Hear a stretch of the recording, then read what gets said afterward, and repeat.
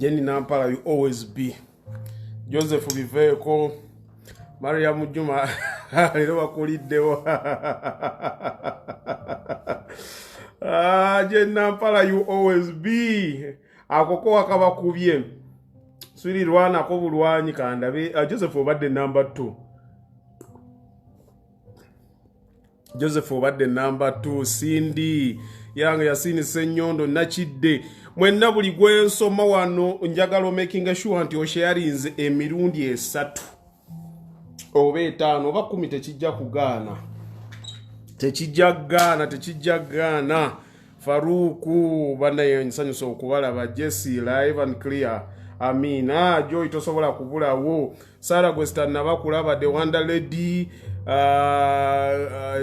Linda Halindo labikoli wabiri munana Zaituni Nakabonge walaikum salaam wa rahmatullahi namanya Kereni nsanyuse Jowe Jowe Biveko Laura olinga wa namba 5 Betty hello Don Alicia nze simala gogera banaye Nyoyo Lutwama Joyce Mutexi Roni Newman Biveko gola ikolinga wana Jimex Biveko mugamba mutya good evening ndi bulungi munango oli otya Anyo yakasharinze gwempulidde anyo yakasharinze Barbara hi dear okay tugenda kutandika mbadde mu nkoleti kato habati nsanyusa nnyo okubalaba bannange nsanyukidde ddala abantu bange mwenna abayekumidde ku mukutu gwaffe guno naye ate okusinga njagala nnyo abantu abanjagala nga banjagaliza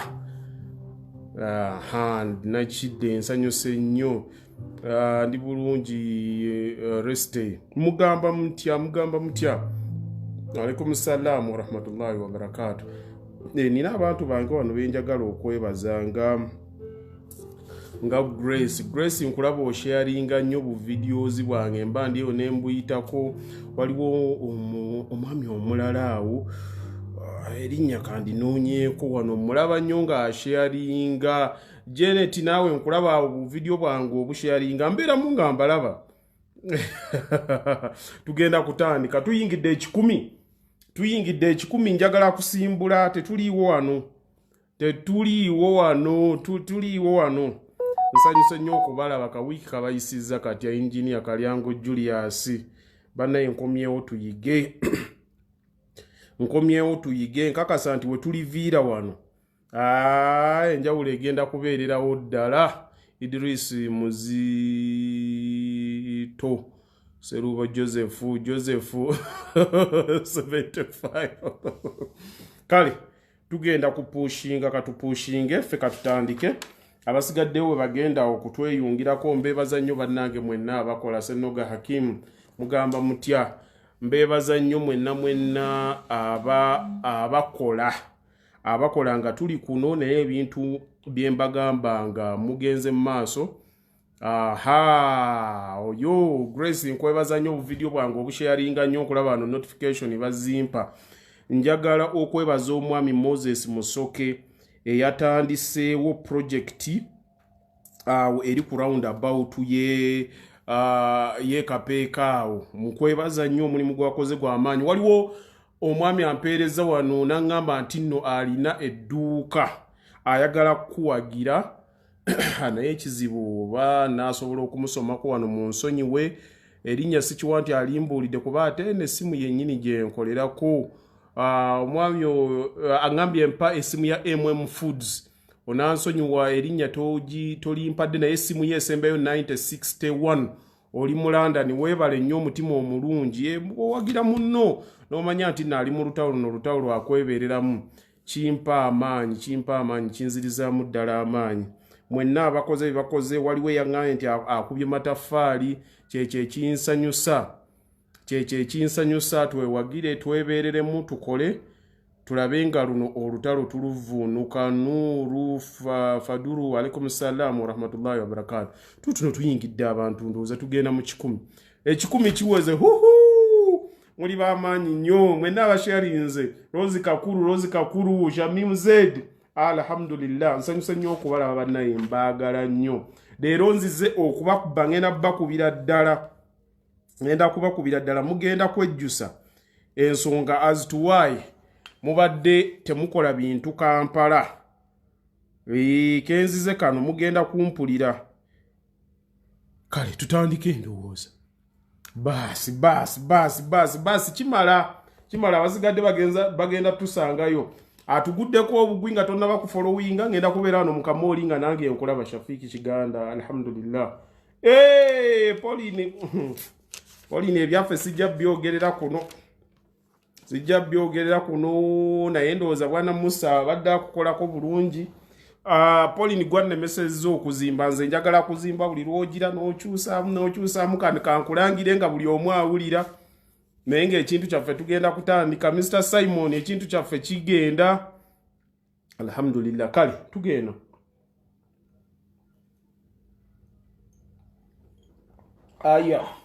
maze okusuulamu kati tutunke mbaniriza nnyo, mbaagala nnyo, mbaagalira ddala.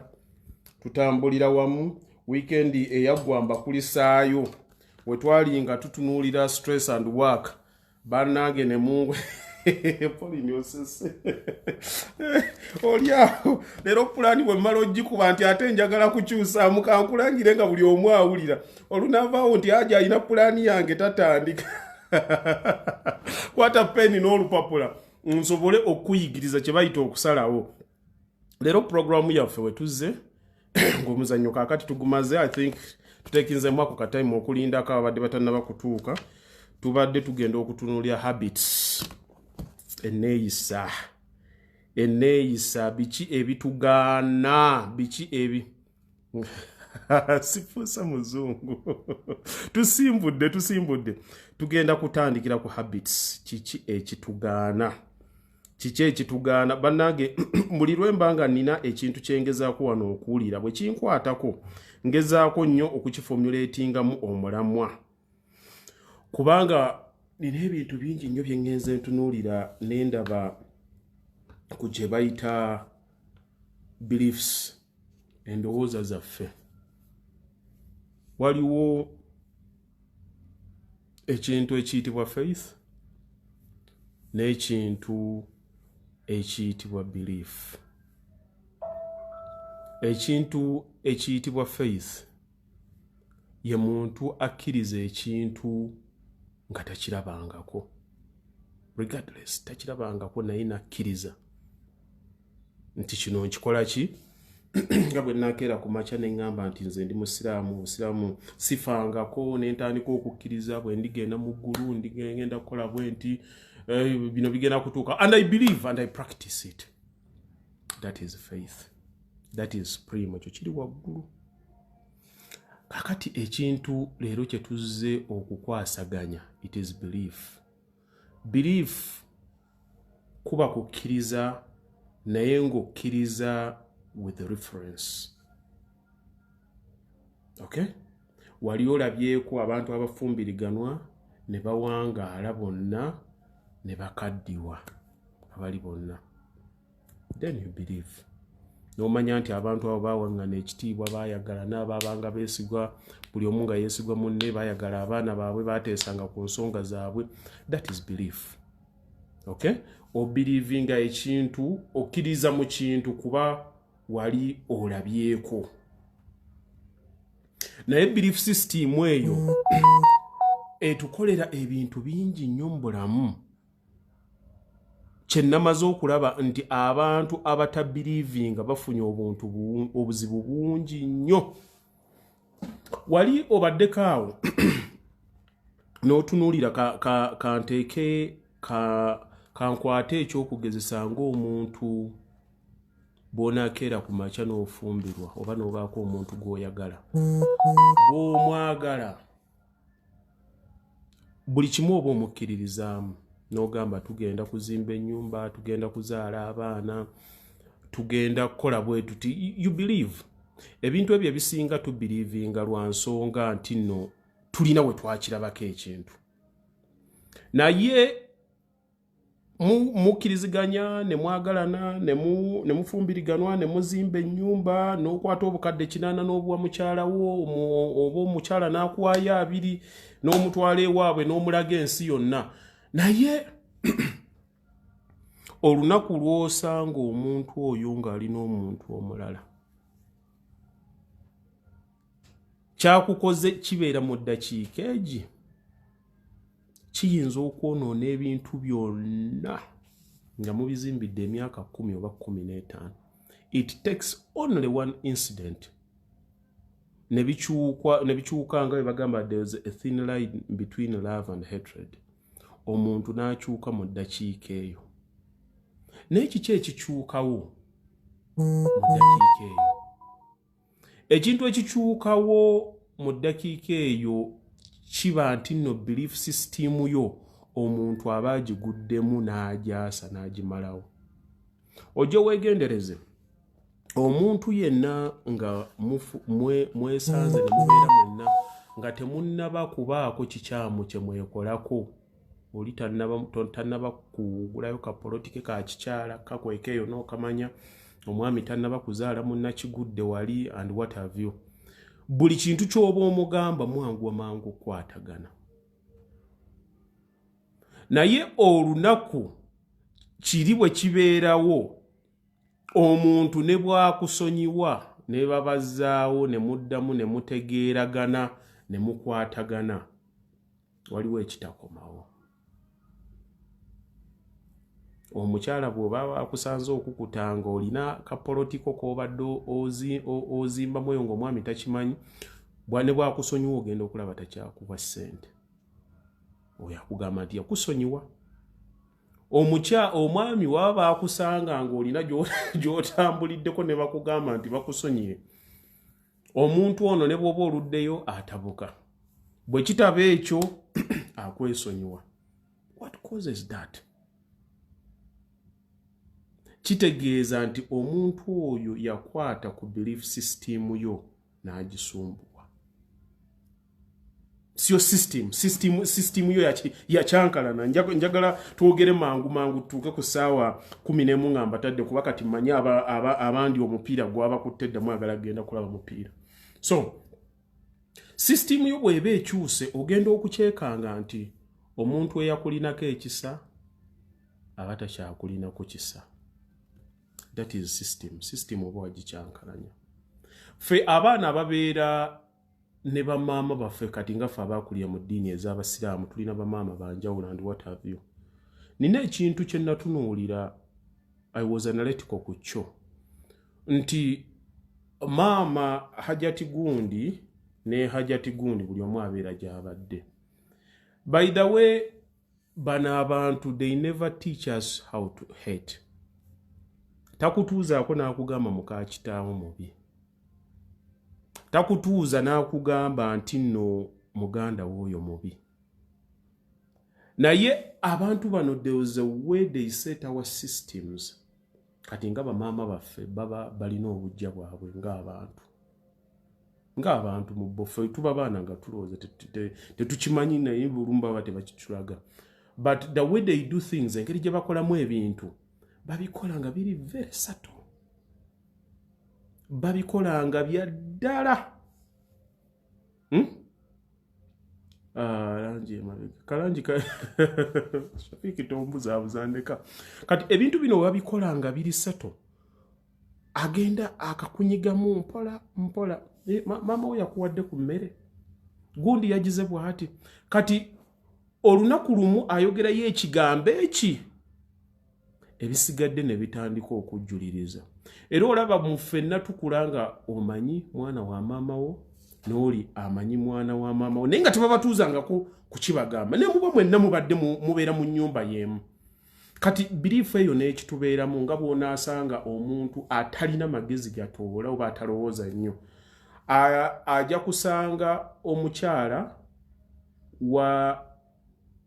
wa taata we by default ajja kumukyawa ajja kumutunulira nga step mom we ajja kumutune by default alina kuba nti muntu mubi nti setting ye ejja nga already yajajinze dda omuntu oyo agenda kubeera atya, which implies nti ebintu byonna byotandika okulaba from that moment biba nti biri bikyamu. Kuba mu nsi woogendera buli ky'odirectingako amaaso go, it is what you see. Kiringa muntu nga takwagala, regardless of what you do, omuntu oyo aba takwagala. Nze by the way nina belief omuntu abantu nabagamba tuli billions 7 plus. Omuntu yenna bwe mulaba nga ali tategerekeka, I don't want to disturb my peace of mind. I don't hate, I ignore.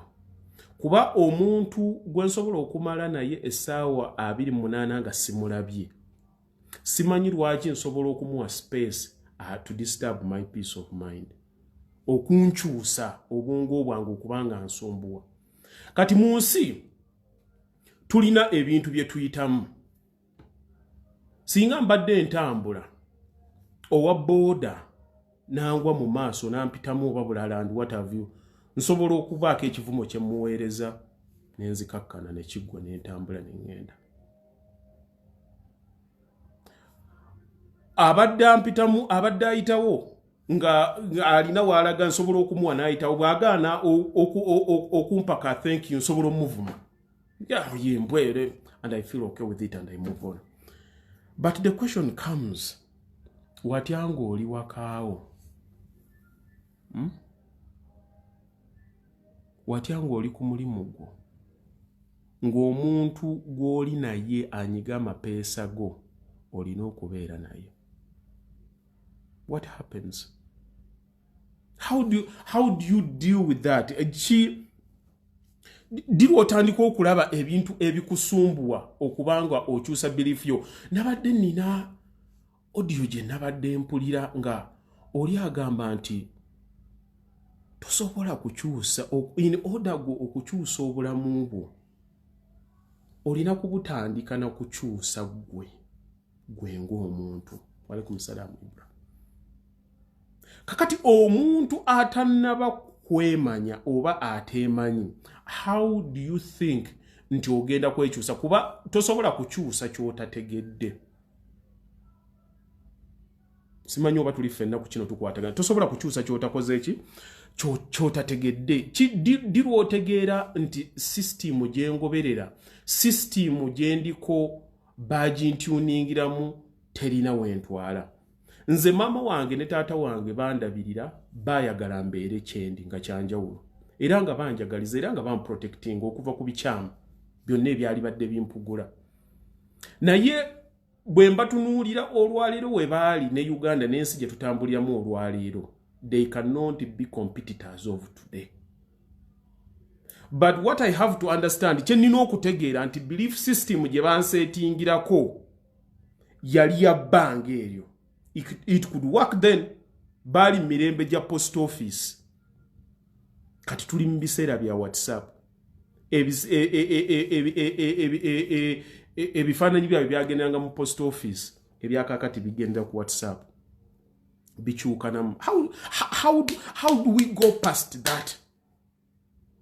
Wava mu kyalo n'ogenda n'ofuna passport n'ogenda ku kyeyo otandise okukola odiringa n'abawarabu bakutwala ku bukoso bwa first aid and what have you, and at the end of the day the person you are asking from akubuulire nti no gwobuuza nti mbuulira ekintu kino njagala kikola bwoti, agenda kigamba kusinziira bw'alaba. Waliwo kenabadde nsomako ak'obusajja obutono obwagenda nga babugambye bulambule ekitaka, balina akaalo kaabwe ke baali bavuddeko, ne basangayo abasajja abanene giant, ne bagamba abaali bali abakulu be baddayo nti waliwo bano abasajja ba giant abazze wano bagenda kutuyisa bubi nnyo. Bwe mbatunuulidde ngenze ne mbatunuulira abasajja banene nnyo, mu butuufu bagenza otulaba batulabanga buwuka. Oli n'amubuuza nti how did you know? Nti waba bakulaba bakulabye nga kawuka. ono yakitunuulira nga bwe yatunuulira oli mu bwongo bwe n'alowooza nti oli kati atulabanga kawuka lwa nsonga nti tuli batono. So ffenna engeri gye tulabamu depends on our perspective. Our perspective engeri gye tulabamu ebintu etambulira ku nzikiriza yaffe. Okay? Nga bw'onaagamba olwaleero nze ndi musiraamu bwe mba nnina wano ekizibu nyinza okuyita sheekh najja n'atuula wano n'ansomera edduwa. Edduwa ngenda okulaba nga nteredde bibadde ebinsumbuwa. Naye one thing I can tell you, nze sikkiriza mu Jesus, nzikiriza mu Muhammad. Kakati ne Grace bw'aba alina ekizibu ekimuluma n'agenda ewa pastor n'ayogera naye n'ajja n'amusabira. Nga Grace akkiririza mu Jesus, nze gwe sikkiririzaamu. Grace naawona. What causes that? Simanyi oba kyengezaako okudrivinga tu abantu mugezaako okukitegeera. Nti nze ndi musiraamu olya nseeka nsomera wano edduwa nampa ne rukuya ne mwesiiga. Nentereera nembeera nga ndi okay. Ne Grace n'agenda naye n'ayita owuwe. Pastor najja mu linnya lya Yesu n'asaba n'agiraawo n'amunyookezaamu omukka bw'ati ne bw'ati naye ne yeebaka. In my own opinion, sagala nnyo kuyingira mu kintu kya ddiini. Mmanyi nti ebintu ekikwata ku nzikiriza, it has got so much. First of all, yes, bwongo. Kitandikira ku bwongo. Wali olabyeko omuntu nga buli kaseera alina ebintu ebimusumbuwa. Bw'oba olina ebintu ebikusumbwa, ebintu tebirina gye biraga byonna nga byesibye. Okimanyi nti buli kaseera oba mulwadde. Obeera mulwadde. Tulina woolaga.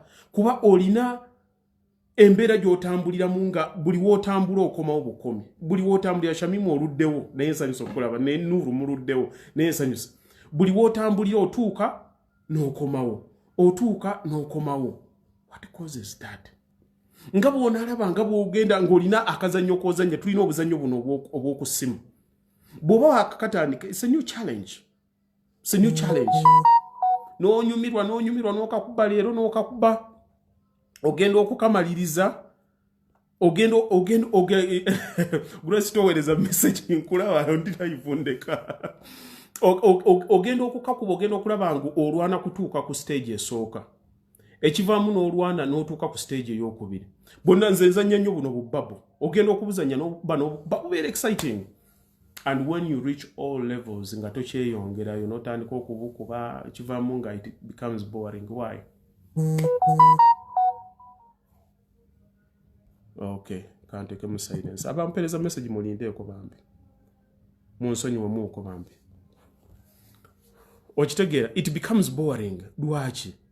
Lwansonga nti no, you are not challenged anymore. Olina wookomye ng'oggweredde yawo. Kakati mulimu abantu mu bulamu bw'ensi abatasobodde ku going beyond their communal beliefs.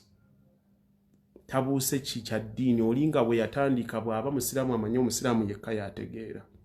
Bw'abeera omukatuliki ng'amanyi omukatuliki yategeera. Omulokole ng'amanyi nga there are those limitations. Kyova olaba nga bw'olaba wano mu Africa. Ekigaana Africa okukula oba okweyongerayo tulina ekizibu ky'amawanga. Omuntu bw'abeera nga ali London, ow'omu London abeera y'omu n'owe Scotland and what have you, they see themselves ng'abantu ababeera mu UK. Naye ffe wano tulina limitations zitandikira ddala kuva ku mawanga. To the point nti buli afuna asooka kusembeza we ebintu ebyo bigere tulina beliefs ezigenda nga zitukomya ezitukomezza. Buli ggwanga lirina belief yaayo. Bw'ogamba omuntu w'engulu bw'abanga yali mu government omanya ajja kukola because they believe in institutions. Basoma and what have you. Bw'ogenda like tulina ffenna ebitusumbuwa. Ne baganda era musiibo mwono mubyogera no gamba abaganda balimu engalo. It is the belief. Kati kyenzize wano okubalaga is how do we grow beyond our beliefs. Tukula tutya okuva ku bye tukkiririzaamu. Mama wange yali anjagaliza kino, taata wange yali anjagaliza kino. Nabadde nve ye matuganga nina mukwano gwange. Twabadde mu motoka nga twogera. Ne munyumizaamu ko waliwo awe wa mama yalina ennyumba lyali ddiiro akasenge wano ku mabbali n'akasenge keeno ku kasenge ke nga yateekako ekinaabiro. Kati mu ddalu lyaffe twalikola muzeeyi n'anfumuula shushu genda nenziruka ne ŋŋenda ewa maama. Bwe nabeera eyo ŋŋenze to a different story. Bwe nagendangayo okulaba maama wange ku dduuka nga nina ekigambo kye bayita okuzimba. Kuba muzeeyi waffe yali atuzimbisa, yali atusiigisa langi and what have you. Kati nentuuka maama yalina decimals nga 36 ekyali wajjalaawo. Ng'ennyumba ye eri mu maaso bweti. Kayumba katono nnyo. Nengenda eka nemuleetera nga musiiga langi nenfissaawo ku kalangi mu mikebe gyange ebiri bwe nali ngenda ne musiigira ennyumba. Bwe nakimaliriza ekyo olwo ngenze ekibuli nali ntandise okusoma ekibuli. I think I was in senior 1. Bwe nondooza nali ngenze nga mu senior 2. No, I was in senior 1.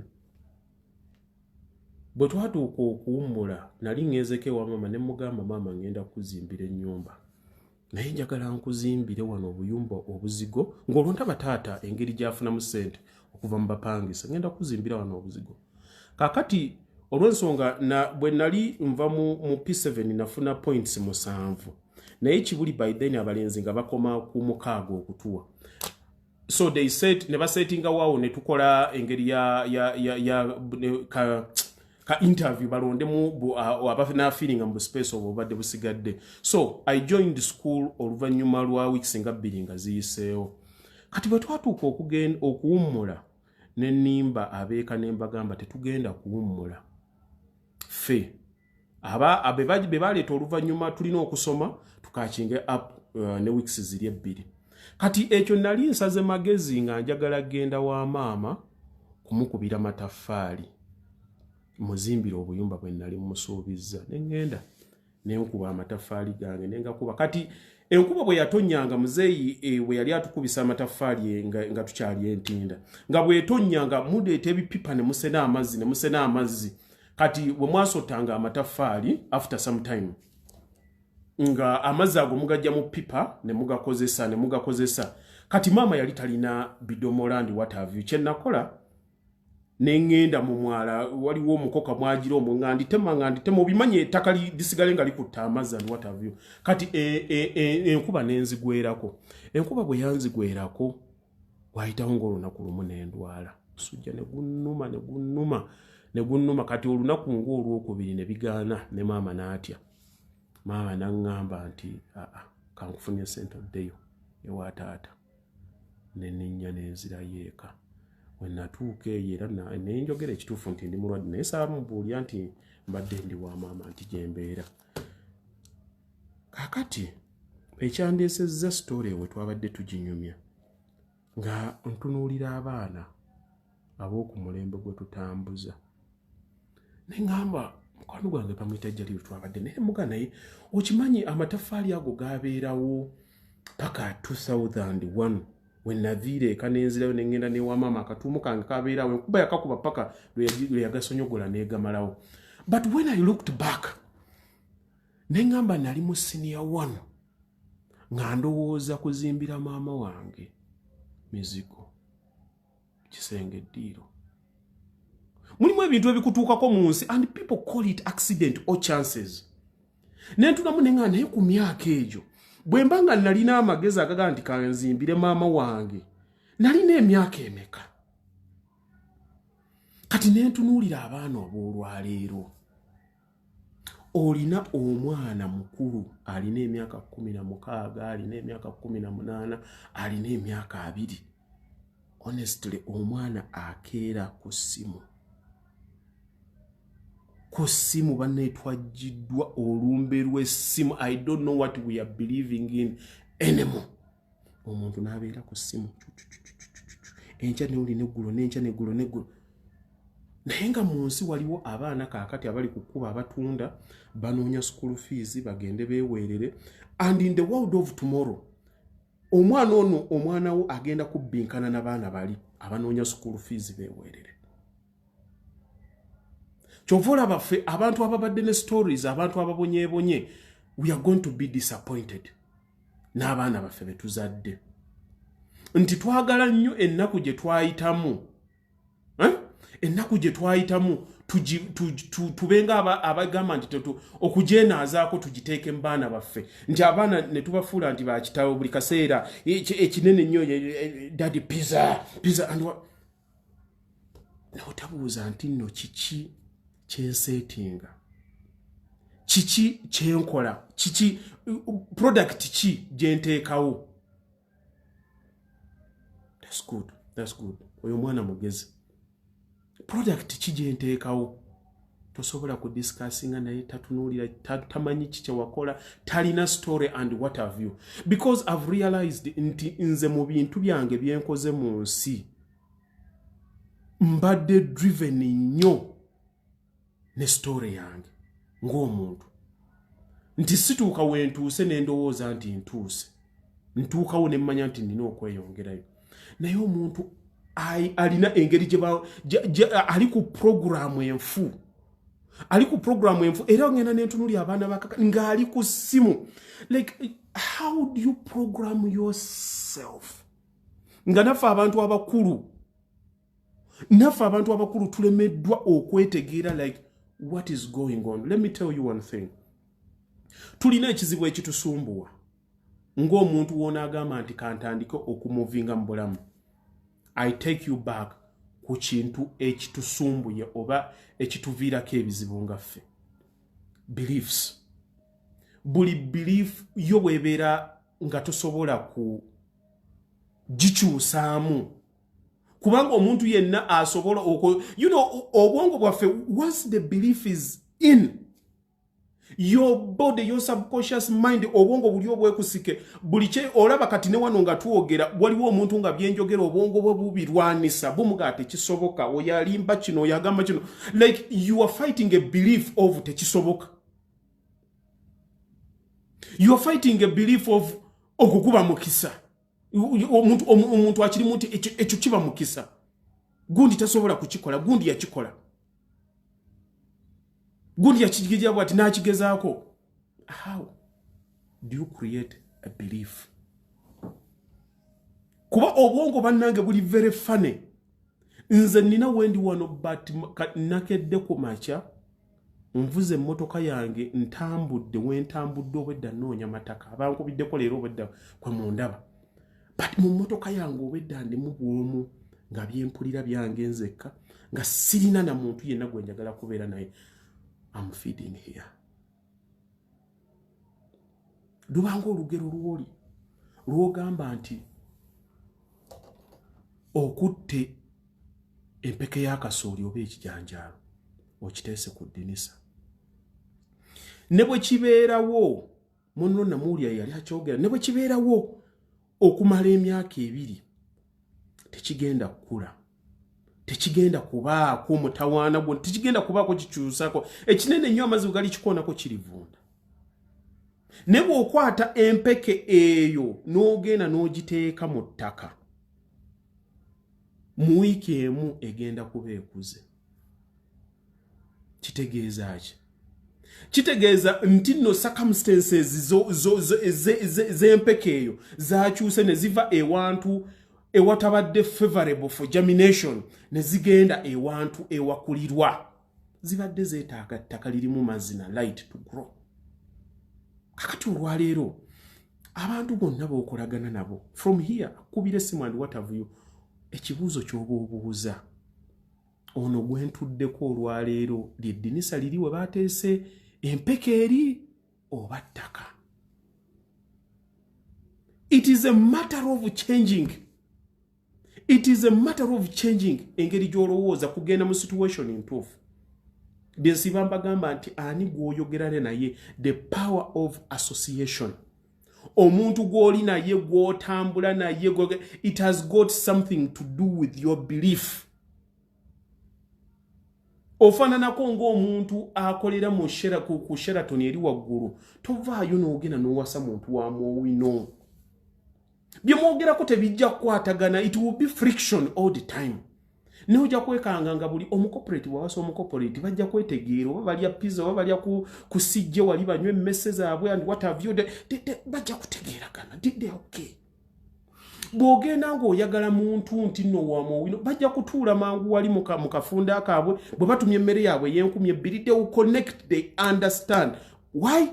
Belief. Kiki kye bategeeragana wali obaddeko n'omuntu nga mubadde mwagalana nga musobola okutoleratinga each others ne mufumbiriganwa nga mubadde mwagalana emyaka 5 nga mulyoke ne mufumbirigana ne mwawukana myezi 3. Kuba we mutuuka mwenna you get time now to see the real person. They become naked. Ye yambula n'oba ng'osobola okumutegeera n'omanya ki.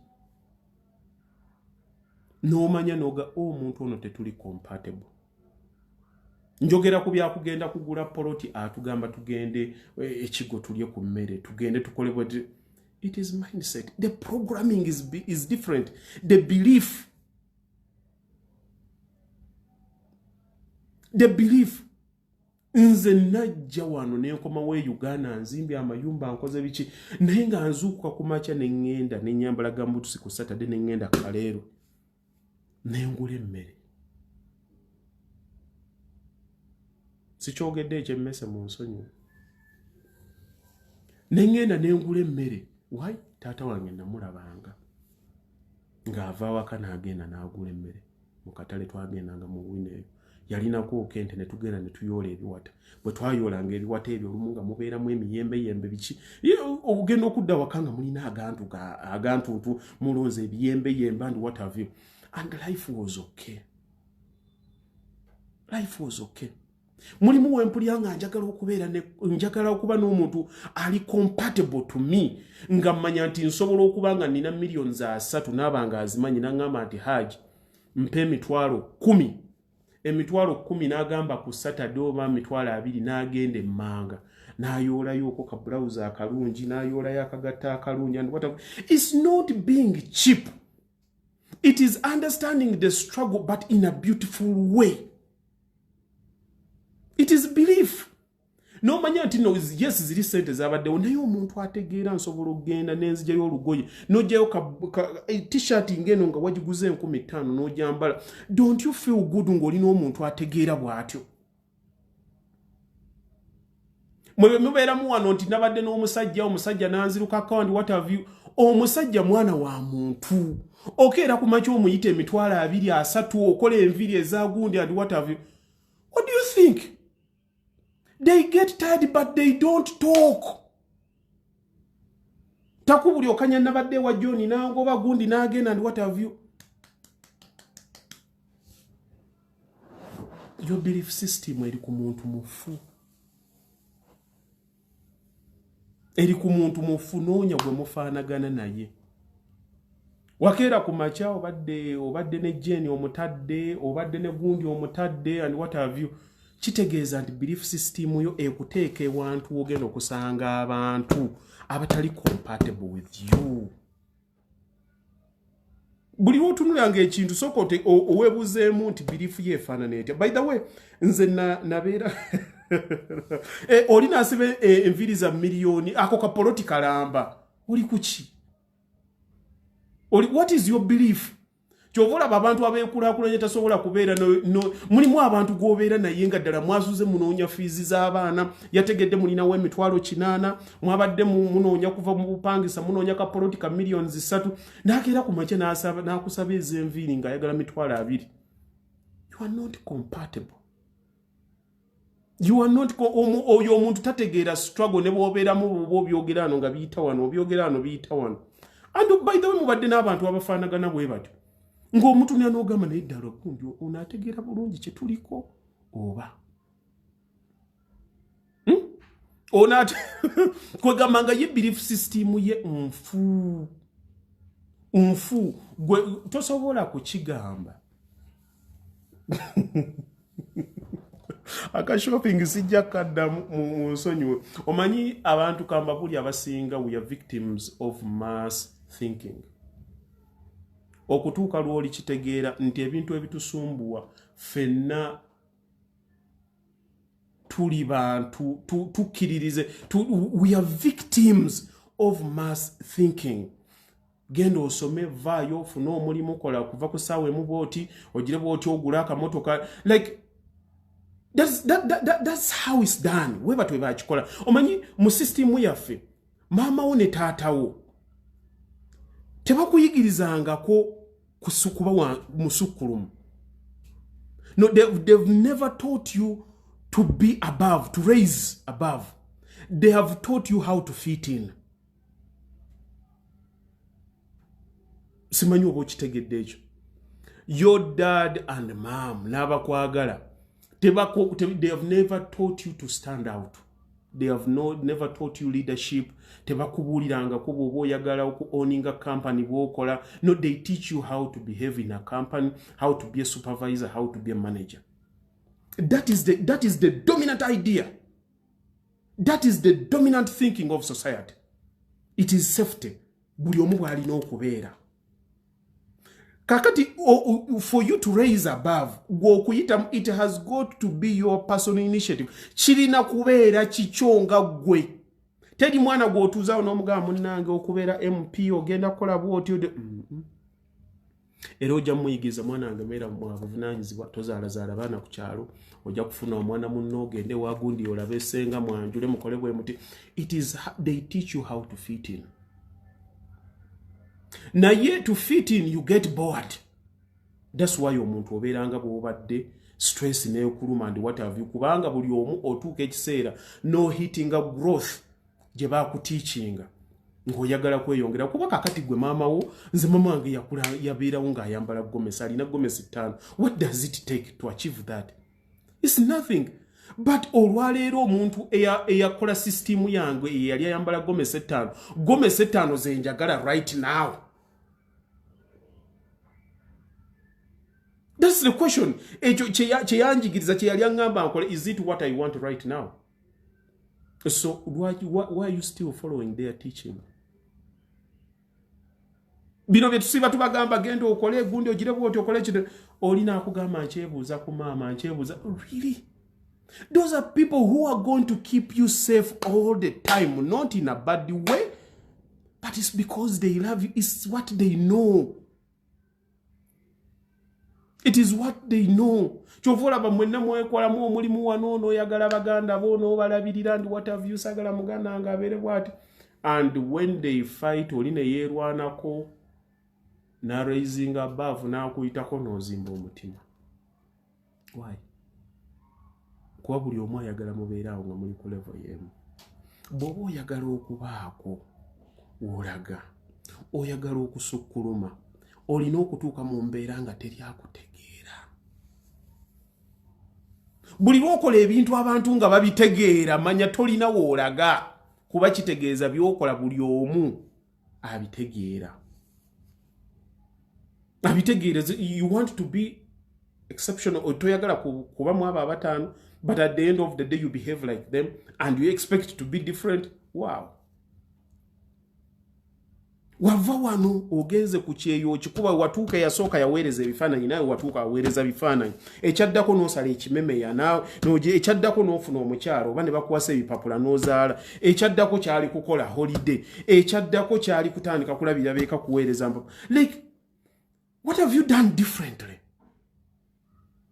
Kiki wali okoze ekiri different nabadde ndaba Sarah yabadde akiteekako wanda lady mbeera nnyo ku gundi mu following ng'agamba abantu banyiiga olw'obutabasasula mirimu gye baali bakoledde ng'akugamba tonyiigira kikyo wali tukoleredde. Luno olutalo lwe tugendako you have to change your belief. Njagala mbabuulire ekigambo ekikwatagana ku kukkiriza. Only if people could understand what it means to believe okukkiriza. Nze ebintu omanyi osobola okuyiga mu mirembe. the majority of people don't learn mu ddembe. Tetuyigira mu ddembe, no. Abantu bonna okukola ebintu ebiri life changing tubikola nga tumaze kufuna mitawaana. Otya omuntu okugamba kati nga bwe nkugamba wano nti kyusa beerako ekintu kye weekolerera zimba kino okole wano kintu kizibu nnyo omuntu okikola ng'omutawaana tegunnaba mutuukako. Naye ojja okyegendereza omuntu yenna ali ku kyeyo nga tannaba kufuna mpapula ng'amanyi nti nno basobola omukwata ne bamutikka akola nnyo. That person is motivated by fear. Ey'okudda wansi tali mu comfort zone. Akola buli ddakiika alowooza nina okukola katono nina okukola kano. Lwaki? Eyazifuna omusanga buli kirabu agigendamu n'atuulako ewaguuni n'atuulako ewaguuni. Era production yesinga abantu bonna balinayo bu plot and whatever babugula mu myaka 5 egyasooka. Babigula mu myaka egyasooka. Waki? Baali bakyali motivated, baali bakyalinamu okutya okwempapula, baali tebannaba kutereera. So their belief system yamala n'ekyuka nedda mu comfort. Simanyi oba ekyo tuli ffenna. Kakati yenenjawulo gye mbagamba nze mbagambe nti bw'otayigira mu kibi oyigira mu kirungi, naye lwakubanga kibi nnyo okukkiriza ensi ekusomese. Kibi nnyo. Ambulance neyitawo n'okankana. Nze okangambye ako. Nze polisi yajja ku address. Yajja ku address ng'ejjidde birala nnyo wallahi nakira ku sewage system. Abamanyi wuli kimugende ku Wandsworth House. Nakira ku sewage pipe. Kasita nawulya ku kadde nage hello is the police. Allahu akbar. Nayita mu dinisi. Nenzikira ku sewage system nayisenga nagwa. Neva. Nalina mu sleeveless. Nenziruka nensaliriza omwo mwalimu obukuubo. Chenyamba onagwa mu kafoni booth ne nyingira mu ndabwet. Oli yali akubye essimu ebiseera ebyo nga bakuba essimu tebazzaako nga ka credit omuntu omulala agenda kakozesa. Era we nayimirira n'enkubira abeeka bannange poliisi ezaawe abalina empapula nga basigadde mu nnyumba ne baŋŋamba akomawo tewali mutawaana bali babadde bazze to reminding about what? About court.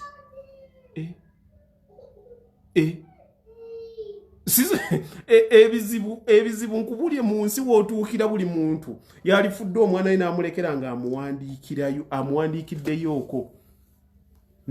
Bannaye mbadde simanyi nti n'omuwulira ayita munsonyiwe ko. Susan, mukimu omwana.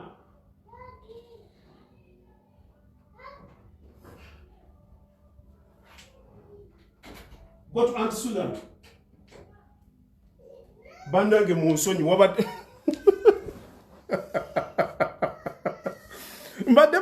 Mbadde simanyi nti n'omumuwulira mpita munsonyi. Allahu akbar. Adai kakati mbadde munsonyi woyo wamututte. Ababeera muwuli kye bw'ogenda ku Wandsworth House ye nyumba yange kakati. Chembadde ngezaako okubagamba by the way our attitude cannot go beyond our beliefs. Tosobola, you cannot go further than that. Chokkiririzaamu kyekidetermininga attitude yo. Bw'okeera ku munsonyi oba mututte takyampita. Mbadde bagamba nti gundi belief yo determininga attitude yo. Wali obaddeko n'omuntu abeerawo nga alina ekintu ekiri recurring happening over and over. Mujje mukyebuuzemu ekintu ekyo ekikireeta kibeera ki. Nagenze ne mbagambako ku kintu ky'omuntu obutagetinga over something. Ejjo mwabadde wano omukyala zaawedde yatugambye nti omwana we yamufaako. By the way, I stopped for some time nenjogerako okwo ku nsonga ye mulimu ebintu ebitutuukako and we don't get over it. Ffenna tubirina, abali mu maka mubirina. Nsaasira abantu abatategeera bulamu oba abantu abateekozeemu mulimu kutegeera kye bayita bulamu, because life happens. N'omuntu azze for consultation mu office leero ngenza okwogera n'omuwulira nga ategedde ddala ekintu kye mbadde mugamba kuba njogedde ku bulamu bwe n'abutegeera. Omuntu okukeera ku makya n'ozaala omwana n'obonaabona naye n'atuuka ekiseera n'having opinion, n'obeera n'omwana mu nnyumba, omwana n'ayagala akuteekerewo embeera ekutiisa. Ddala mu abantu abali ebweru muli mu mayumba gammwe naye abaana ne babeerawo n'ayagala afuuke n'akuteekerawo embeera kati babeera ku masimu ago and what have you, and no feeling that you have to draw back. Belief system nga nfu. Naye omuntu ategedde belief system buli lwogenda ng'otandika okusoma you are able to deal with. Ebintu bibaddewo, mulina ebintu ebibanyiga.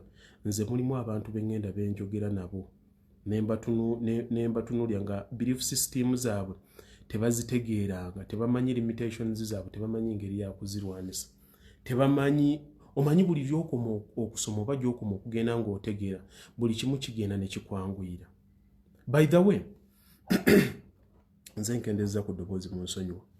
Kye njagala mutegeere, omuntu ategedde tanyiiga, omuntu ategedde asonyiwa, omuntu ategedde yeerekereza, omuntu ategedde atandika okusengejja ensonga buli kimu n'akiwa obudde bwakyo. Okay? Abantu mu bulamu obulungi mbabuulira mutandika okusetinga belief system. Belief system bw'ogitegeera omanya abantu b'odiiringa nabo, omwana wo bw'alowooza, mukyala wo bw'alowooza, bbaawo bw'alowooza. Mulimu abantu abalina embeera nga belief systems zaabwe bazikola nga tebaagala kumanya, tebaagala kuyiga, tebaagala kwebuuza. Olwaleero there are different cases ze tulimu. Mulimu omuntu nga wooli wano olwaleero olwanagana na bbaawo oba olwanagana na mukyalawo. Okay? Ngo omuntu gw'olwanagana naye nze kamba buli omuntu ategeera eyeetegeera belief system yo n'ogitegeera n'otegeera n'ey'abalala. Nze belief system yange nzikiririza nnyo in time.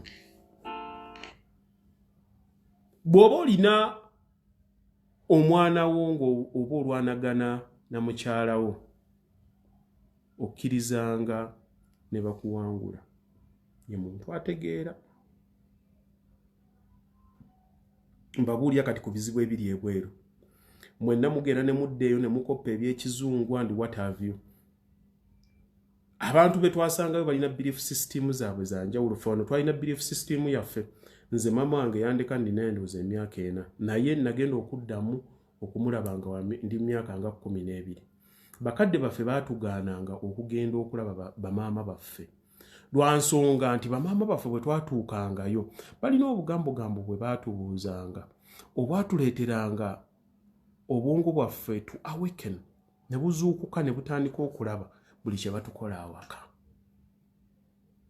Kati kitegeeza boku okututangira makyazi kyalinga kibi okujja ku mwana ku muzadde we, naye baatutangiranga obutagenda mu bantu bano bebayawukana nabo kubasumbuwa, to disturb your belief. Nti ogenda okudda awaka mukakitawo n'otandika okumulaba mu buli kantu. Gundi yakoze ne batandika okukwata ekyuma kino ne batandika kinyola. That became a problem. Ngagamba omwana ono wenna amugira bwenti ajja kufaanana bw'ate. Mulimu wali olabyeko sengaawo nga munyiivu, wayinza okuba oba yaonoba wa bbaawo and what have you. Wali okyegendereza nti n'abaana be bonna they end up doing the same. Abatuuza wansi slowly by slowly n'ababuulira taata kye yakola. Mpola and their belief system goes on to that tuning. N'atuukayo ng'afaanana bw'atyo. Nga muntu avudde mu bufumbo nga balina ekikyamu kye bamukoze. bw'ata analyzing nnyo you end up n'obufumbo kuba omuntu atandika okuva mu bufumbo ng'ava mu buno adda mu buli ava mu buno ojja kwekanga tasobola kuddamu kuwangaala nga bwe yawangaala mu bufumbo bwasooka. Kitegeeza nti nno belief system ye baagisumbuwamu nti buli kyatuukako akituukako with God. Takitegeeranga so ekyakutuukako emabega ne kigenda nga kitandika okukubonyaabonya ne woogenda ng'oddako. Oyanguwa mangu okwekengera. Buli kimu otuukawo with a predetermined idea of what is going to happen. Kino kigenda wali olabyeko omuntu there are people who are wired okubanga balowooza worst case scenario. Buli kimu kyonna ng'okiraba kigenda kubeera ki wali obaddeko n'omuntu nga buli kaseera ayagala kwogera ku bikyamu and what have you, and wherever you are with them they suck life out of you. Oli aba ayagala like ebizibu is part of life, but you have to look at the time you give ebizibu, because affirmation buli kintu gyokoma botandika nnyo kiteeka ku bwongo, obwongo butandika okgenda nga bukirowoolezaamu nnyo. Wali obaddeko ng'oyogera n'omuntu atalaba kirungi kyonna mu bantu, buli kaseera nkukakasa naawe alina okukusumbuwamu somewhere. Nkugabye abaana basengawo senga bw'aba yalinga mukambwe yali muyombi nabo babeera bavumi nga bwe batyo. Gundi bw'aba yali yeewulira taata gundi nga yeewulira n'abaana bo ojja basanga ng'era bafaananamu. It's the belief. Eyo the law of suggestion kintu kikulu nnyo senga abantu bakitandika bakiraga nti Hitler kye yakozesa. Hitler kye yakozesa nti yakwata n'atandika kye baligambe kati nze tosobola kunteeka mu magye kubanga I cannot follow without questioning. Naye mulimu omuntu akukwata n'agenda n'atandika okuyigiriza n'akubrainwashing n'akuteeka mu mbeera nti Hitler yakwata the law of suggestion yali agitegeera. Yakwata n'atandika okubuulira abantu how the German were superior. Nga bwe baali nti baali bawaggulu nnyo ku bantu abalala. Kyonna ekisooka kisookera ku Germany n'abalala ne balyoka balaba. Nga bwe olaba Abayisirayiri we bakyetwalamu nti bagezi bagaga and what have you. You don't find them anywhere lower because they don't expect anything but the best for them. Nengo obwongo bwe bajja nabwo nga buli ku factory setting bufaanagana n'obwaffe. Naye ne baba tuning nga babamanyi nti bo balina kubeera nga bali waggulu ne bajja nga bwe bato beemanyi. Ng'Omumerika bw'omusanga nti Amerika bw'akkiriza mu Amerika ebeera Amerika. Era bw'olaba kati ng'ensi zaffe ezitaliimu patriotism eyo n'olaba nti gundi akutulako kuno gundi akutulako kino naye bakuteeka owa traffic bw'omwettaano ng'atambula ng'agenda. Gundi bw'ogira bw'oti ng'omwende it's because their belief system is gone. That's why you find nti namukulembeze w'omufuna mu Africa ne bwajja ng'ayogera bulungi nnyo and what have you. Because of the setting, because of the popular belief of how Africans have to think, tulina akatuli mu bwongo azeewo akola nga eyasookawo kye yakola. And that is by default. What causes that? What causes that? It is belief. It is belief. Oyinza okujja onolowooza nti yalabidde ku mulala yayize, and when they come in they do the same. It is African mindset. That's how we are. Nze ndi Muslim, but I don't associate with Muslim ali radical. I don't. Because I just want to think. I apply my brain. Ndowooza. Sikiriza dini yange kunteekako limitation. Because I believe in real world. Mwabayingira mu mayumba g'abantu n'otandika gundi lwaki wasiba enviiri. Lwaki kune no that is uncalled for. With that I don't subscribe to. If it is bad, you have to learn how ensi bw'etambula. Bw'ojja n'okiŋŋambirawo nga n'abaana bange bali does it change me? Kiringa bw'onaatandika okukwata omuntu n'otandika omuntu bw'aba tasaala. Nze maama wange waliwo ekiseera natuukiranga sisaala.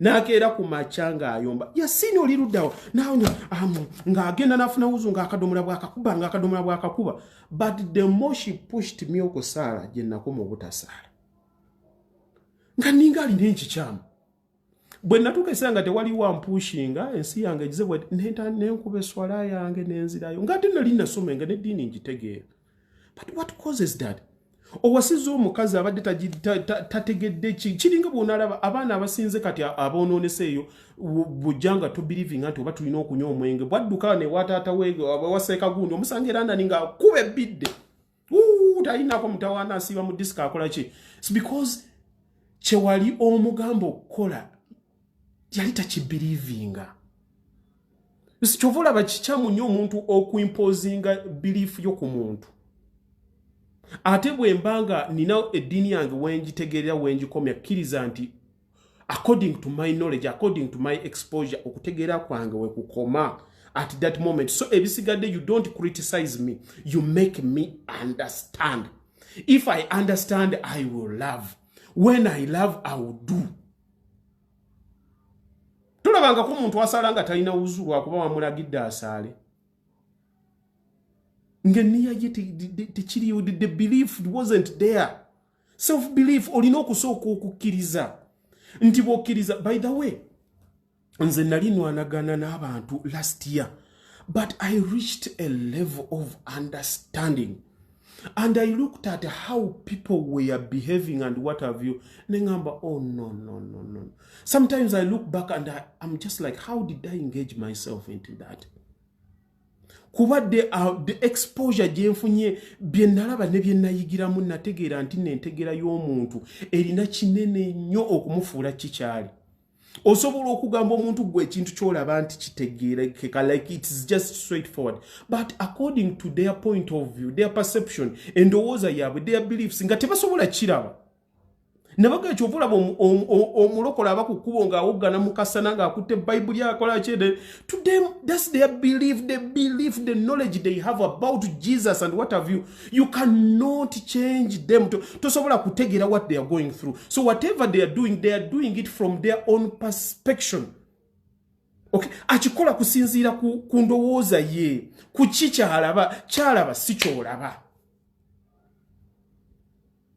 kakati gwe kyogenda okulaba ogenda kiraba otya nga buli omu oyagala kulaba nga kyamulala buli kyalaba ate olowooze nti ogenda kubeera different how are you going to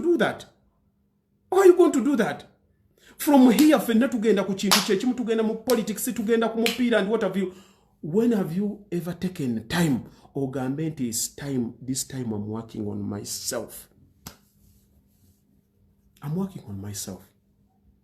kubanga abantu bonna abasinga batugamba to be the same ne bwe tubeera mu family zaffe omuntu bw'otandika okubanga tokola balala kye bakola you become stubborn bw'otandikamu okweyisamuuko mu ngeri endala olina by'otagenda bw'otandika kufuuka wa lugezigezi but at times abantu tubikola ebyo lwakuba obaako ekirala level gy'otuuseko obaako the knowledge you have here ebe ekupushinga ku kintu kirala omanyi mu bulamu ekintu ky'oconcentratingako I can guarantee you without any thread of okutyamu nti ekintu ky'oteekako obwongo trust me you become nti singa otandika ng'olwaleero wootandise nti no tunyumya emboozi eno nga bwe tuginyumya n'omala bye nkugambe n'ogera n'obirisaakingako n'obiddamu enkya n'olulala it will begin to make sense to you the way omuntu omulala atakinoonyerezaako bw'atasobola gifuna but it can only make sense to you because you have understood it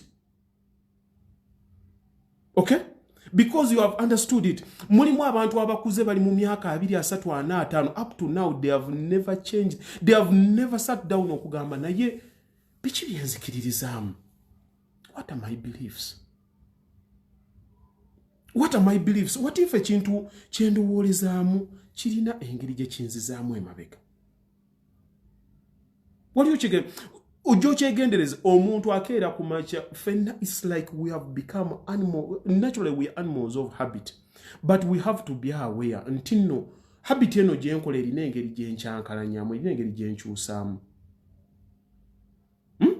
no bwe weebaka ejjo nga wanyiigira Haji Yasin ne weebaka obwongo bwo bwebaka ne bubyerabira.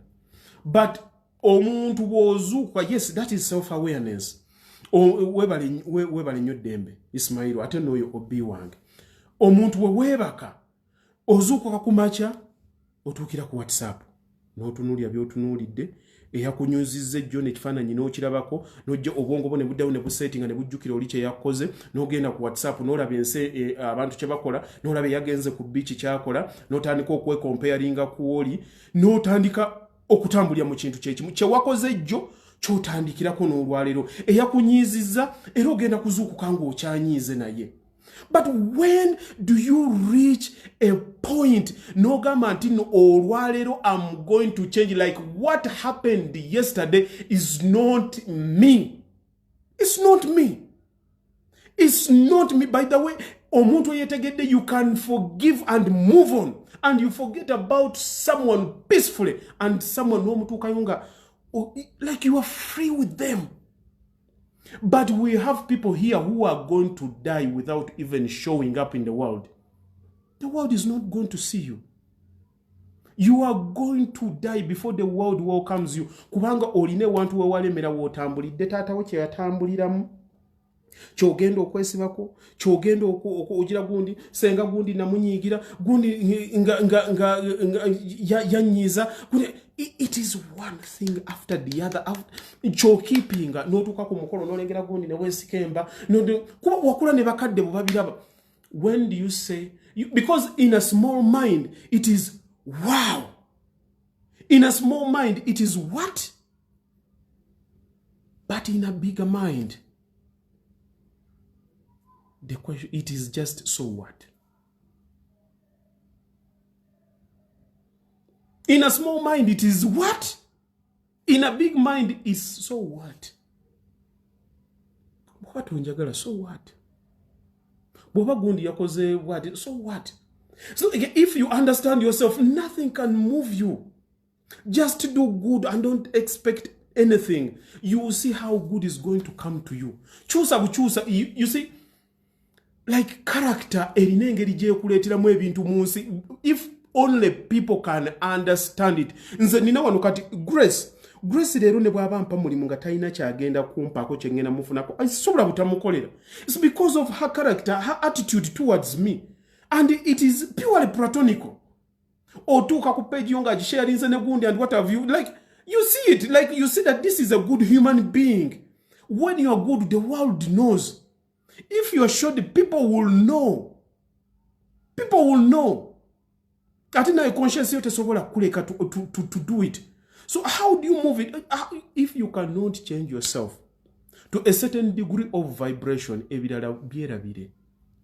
Byagundi yanyiza ncha mulinako kati kankubuliyeko bwoba tonnaba kwagaliza wali olabye omuntu abeera ku WhatsApp oba omuntu ali ku Instagram nga ateekayo oba nango no ba wange gundi mwagala, this is a blessing, n'ateekayo omwana we. You know, sometimes abantu abo babikola, that's what makes them happy. Bebo, like that's them. Kakati gwe bwe kibanga ogendayo and that bothers you. N'otunuulira omuntu nga ye bw'omulaba nga afunye ekirungi, it bothers you. Ekikyamu si bo. Ekikyamu kiri kugwe. Omanyi kyangu bino ebintu bino ebya fitina and what have you. It is in every human being. But the moment you become aware, tosobola kuloga, tosobola kutta. Because you are in touch with your own feelings. Okay. Abantu fenna abasinga nkubulya 70% we are acting in stress all the time. Kati omuntu bwoba o actingira mu stress, vibration yo evebera ku negative. Kati you don't need motivation or anything to be negative. You don't need any extra power to hate. You don't. Ebyo biribo okwagala wokawe kuchukira, to be good wokawe, that's where the work is. Okubanga tobba kuba okubba kwangu nyo okusobya omuntu kwa kyangu. But how do we change that? How do we change that? How do we change that? Kakati, the difference between omuntu omunene n'omuntu owa bulijjo, it is mindset. Ndowooza. Naye it is what you concentrate on. It is concentration, but the question will be, what do you concentrate on? Concentration yetwawula naye what you concentrate on kyetubuuza kyokera ku makya kyolowooza. Oli agambye nti no self-discipline. Yes, self-discipline. Do you know what it takes omuntu okukeera ku makya and you stand up against a dominant idea? What the society believes in. No chigana. Do you know what it means? No kera kumacha ng'abasajja ba Mandela we wabalaba ne babasiba nga you know they have a dream, they have set it bagamba regardless obandu fiiramu and what have you, there's no going back, this is it. Oba chigano oba tekiga, you know, determination ne bagikuwa ne bagikuteekamu. Aba abasajja ne bakusiba emyaka 27 n'ogamba yes ntazaafiya oba nfiirayo. Abantu babadde ku that kind of determination. Goli ruddawa. You want to be great. Where are you? Chiche wali osazeewo nga n'omuwala bw'akugamba nti jangu tugende okyale ewa fodduka buddusi. And you want to be great. Based on what? Based on what? Muwala akugamba bugambi nti oli lubuto kitaawo yabazaala abaana 30 n'abaweerera n'abeerawo. Bakugambi nti nno gundi ali lubuto n'omuga I don't know about my life. What kind of a human are you? Omwana muto, it's not, I wasn't ready yet and what have you. Baby boys. Determine.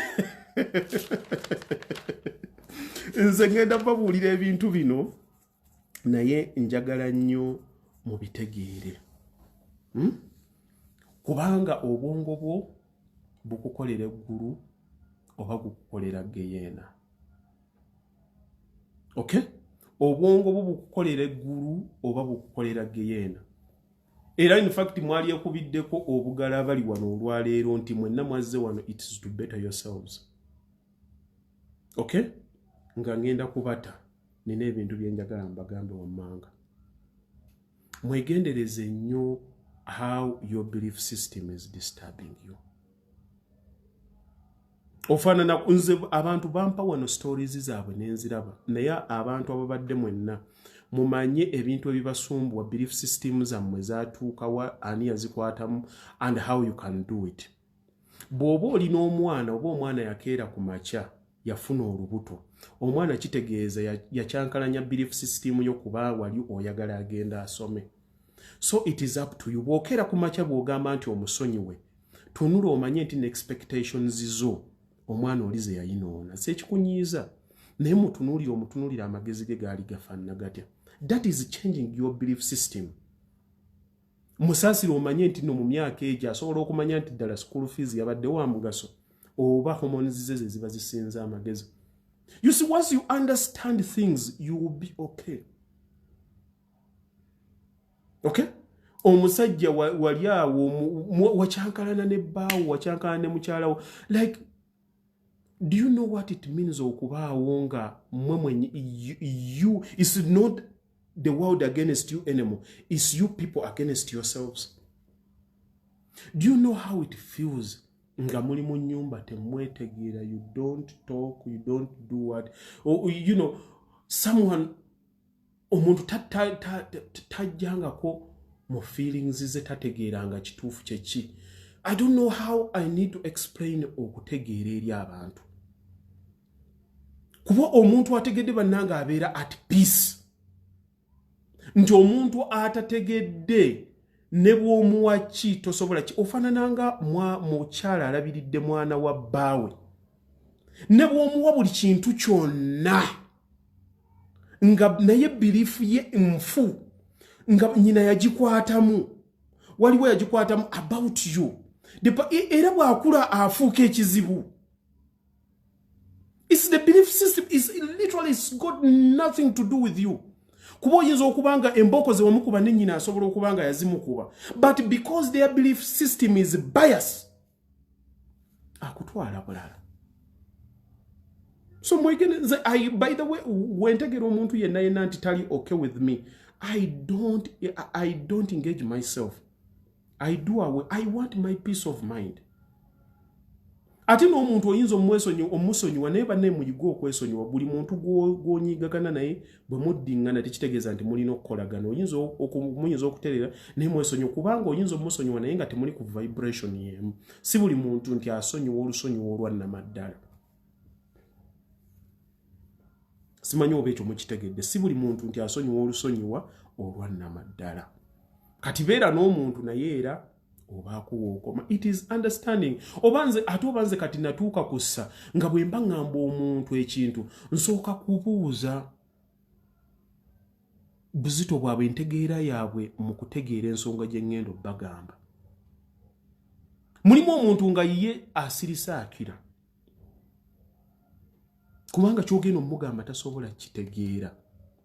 That is belief system.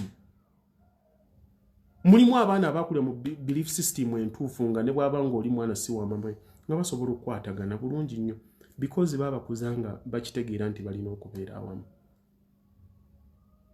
Waliwo abantu abatambulira awamu nga belief system weeri omukazi bw'aba omukazi asobola okuga nti nze bwe meeting owa trafficking nga mukazi mmanya nfudde. Belief system yakimanya omukazi agenda kubeera mubi era naye bw'atuuka abeera arrogant nga munne nga bakwatagana. It's what you believe. Abantu tujajinga ebintu nga tebinnaba kubeerawo. Okay? Omuntu babeerawo nga tebete bane muyige okutegeera. But one thing I want to tell you is belief system zituyambako olumu zidestroyinga. Omuntu tegeera ekintu and ebintu ebikutuukako learn to go past it. Kuba mulimu abantu nze mbabuulira bino byendiko abantu people are calling me abantu bambuulira ebizibu byabwe kyova olaba mbiyisa wano ku mukutu guno kubamba mmanyi ate olumu n'abakola babalaba. Abantu abatagoyinga past certain things. Abantu nga mulwanagana muli mwenna. Omanyi mulimu abantu nga buli batereera ebintu when they are okay they are against themselves. Omutawa nawe gujja nga beegatta. Buli obwongo bw'omuntu bulinga abaabuteekaawo. Omuntu yenna ng'oli gy'oli olina ebbaawo olina mukyalawo mulina ekyabanyiiza. If you want to be okay with life mwagala okujjako stress olina muganda wo and what have you, don't leave it hanging. Temukirekawo mukubo talk about it. Buli lwolaba omuntu nga belief ye togitegeera, please don't kill yourselves. Abantu abamu babagamba you are not living together, you are dying together. Okubeera mu bulamu obwo nga like people have to understand teri omwana w'omuntu gw'obonyaabonya mwana nga wuwo. Naawe omulenzi gw'ozaala bw'oba obonyaabonya bbaawo mutegeere nti naye mwana wa muntu. Okay? Ate abantu mwenna mutambulira mu nsobi, ffenna tutambulira mu nsobi. Buli muntu yenna tegeera nti nno gundi ono Sseruyinda yagenze n'azaala ewaagwo mutegeera ategeera atya amagezi ge. Wamujja gye wamujja baali bategeera batya. Before you start okubaako nekyonkiringi olw'okuba wagenda ebweru, Sseruyinda yakomyewo alina akaana ke yazaala e Uganda, omukwata omuwalabanyizza mulwanagana ndi watavu. Sooka otunuulira amagezi ga Sseruyinda tomugeraageranya ku ganneyibbawo Jane Williams. Kubanga Jane Williams obamanyi bebbaawe bazaala obwana bwabwe bubiri and what have you. Their belief systems are different. I'm not saying anything to justify wrongdoing. Naye kyengezaako okubagamba nti once you understand lwaki omuntu akola ekintu ojja kumusonyiirayo, ojja kumutegeera, bye bitusumbuwa ku bantu. Abantu ne twemalako eddembe nga ffe abantu buli kaseera n'obeeraawo bitusumbuwa. Belief system y'omuntu bw'ebanga egaanye abantu mubeerawo abantu omanye ekintu ky'oba olowooza mu bwongo there's a way obwongo gye busukumira omubiri gwaffe obusimu bwe bugenda mu mubiri gyaffe oyinza okubeera ewantu nga mama nyini mwebalaka emirembe. Every time you are together you are sick. Only if people could understand how the brain works. Atoba abantu abagezi abategeera ebyeddagala balina ne bebatagamba basawo. Nti balina eddagala lye bakola ne bagamba nti no gundi tugenda kujjanjaba oba walwadde ekirundu kino eddagala ogenda dibeerako weeks 2 bwe tumala tukuze ku lino. Ne bakuwa eddagala erikola erisooka nga lya wiiki eriddako bubeera bu supplement nga tebulina kye bukola, tebulina effect yonna. Ne babukuwa ne babukuteekako okumala omwezi nga bamanyi tebugenda kubaako side effect yonna naye nga baagala bwongo obwo bubeerewo nga bulowooza nti omira ddagala. Healing, pain and what have you, it is manifested in the mind. Buli kimu kiri mu bwongo. It doesn't matter. Wali omanyi belief system mujengezaako bagamba nalinda byeko omukazi bawe nga amukutte n'amunugulira emmotoka n'amuzimbira ennyumba nga amwagala and what have you. Naye nga avaawo n'agenda nga ayagala akavubuka akali somewhere and what have you. Corrupted mindset, belief system yenga nfu. Teyachitegere. Yes, onabadde agamba comparison is a killer. Yes, of happiness. Mukeera kumacha mukeera ku Facebook, Snapchat and what have you. Olaba abalala straight away you started denga abalaba akulaze that they are living a good life better than yours. They are living in greener pastures. What is next to you? What is next? Okujjako okubeerawo nga buli kaseera olumu obwongo otandikawo okubanja mukazi wo kino ogundi and what have you. Naye ye gwe bw'omutegera yulan lwaki omuntu yeeyisanga bw'aba yeeyisizza. Lwaki sibeerekereza? Mukyalina kye mummanja oba mukyalina ke mumbuuza mukambuuze nze nkababuulire nve wano. Ebintu bino bye mbagamba it's not about ability. No. Forget about ability. It is got nothing to do with ability. It is how bad you want it. Basagirinya abali mu the parliament, you think they are the most qualified? You and me, can we say that? It is how bad you want something and you concentrate your brain onto it. No chiremerako nokera ku mache omuntu akera ku mache natandiko kirota mu myaka 10 emabega and natandiko kola actions zizonna nga zimutwala ku ekyo. Okay? No tandiko abasajja mubalaba mu America bakeera ku macha oli natandiko okwetegeka nti ali esimbawo natandiko okukyetegekera emyaka 10 emabega. Neyetereza returns naziteekamu. What about you? What about you? Gwokera bukezi ku machango olowooza ogenda kikyusa. Abantu bagenze mu nsiko balwanye emyaka 5 emeka. No, you know that tenacity. Abantu basinzira, they know the magnitude of what they want. They don't take it casually. Gwengokera ku mache twagala kukyusa buvuzi olwokubaza wano noyogera. No, it's not done like that. It's not. Mwagenze Afghanistan mwabalabi. Kaza abachiba kuti they understand what they are in for. They understand the magnitude of what they want. It's until you understand that. Naye buli kimu kyonna kye tukola mu bulamu ekitusumbwa kuva lwozuukuka ku macha.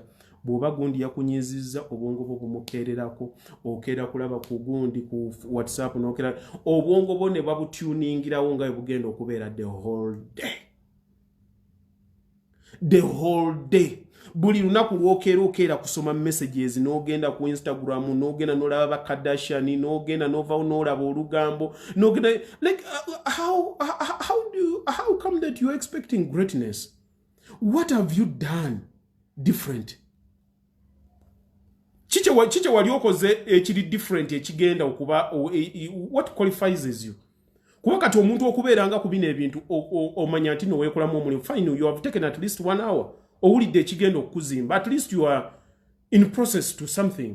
Naye you know, are you going to do it the other day? Are you ogenda kuddako osome wala ogenda ku self awareness ogenda kutunulira omanye nti no gundi ono kyangamba antiisa ogenda kukitunulira omanye nti no ono ebigambo byayogera byinzikakkanya bintiisa ate okubanga nina kye nina okukola mu bulamu nina okutekinga risk. Kiki ekiganye? Have you ever sat down and written it down? Nti naye ki ekiganye baana benzadde? Bosi wange. Ano omanyi mu bulamu bw'ensi ffenna twagala nnyo nnyo okufuna bye twekwasa. It is not about me okujja ku mulimu bwe nti naye omusajja oyo bosi wange yankola bwa. Let me tell you one thing. If you are saying it's about your husband, if he dies tomorrow, will your life change? Be honest with yourself.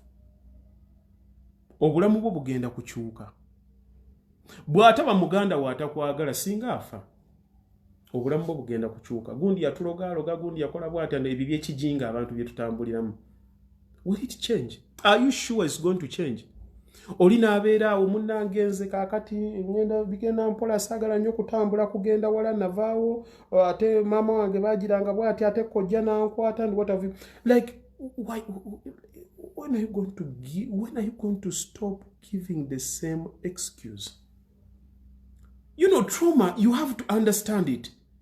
Ekintu bwe kiba kituuka. You see, for someone who hates, enemy wone bw'anaafa, you will get another enemy. Because you want to justify your feelings of hatred. It's in you. It's not about someone. Literally, even your enemy can be good if you change your attitude towards them. It takes two to tango. If they hate you, ignore them. And they will die with it and they will be okay. But you have got to do something with it.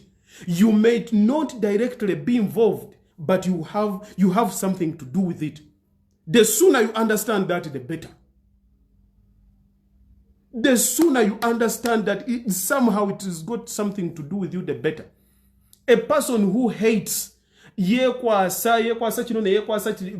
your worst enemy, even if they die, when they die, at the end of the day, jakufuna abalala bewekwasa. Wegendereze nnyo kojjawe alina abantu beyekwasa gundi andogandi what have you. N'abaana be balina bebekwasa. It's belief. Nze mbasanga nnyo wano bahajjati baloga besibye obutambala and what have you. Naye mufuwa mindi. Mugenda nyenza waseka kunsabira naye nakuba ekitabo. What's your belief? Chichechi.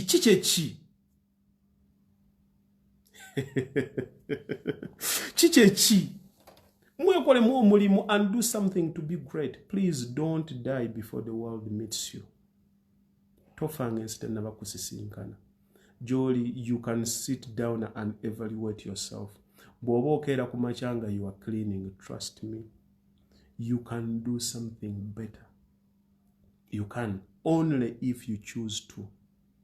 Bobanga woli oli kadama otudde bakusasula emitwalo 89 osobola ogikwata n'otandika okutema nkasita weekolamu omulimu kasita otandika okwekolako gwe ng'omuntu, your value can increase. Kasita wejjamu beliefs ezitulimitinga, kasita wejjamu tandika associate n'abantu abakoze ebintu. Lekerawo conflictinga your life. Lekerawo okwogera n'abantu. Lekerawo okulaba videos nga zino ezizimba okutegeera ebintu ate noddayo n'aba oyogere n'abantu abalina self limitations. They won't understand. Genda tandika kwekolamu mulimu nga gwe wetegeere wekka. Don't expect anyone. Just look at yourself nga gwe. In your heart of hearts. In your heart of hearts. Every fiber of your soul, every fiber of your being.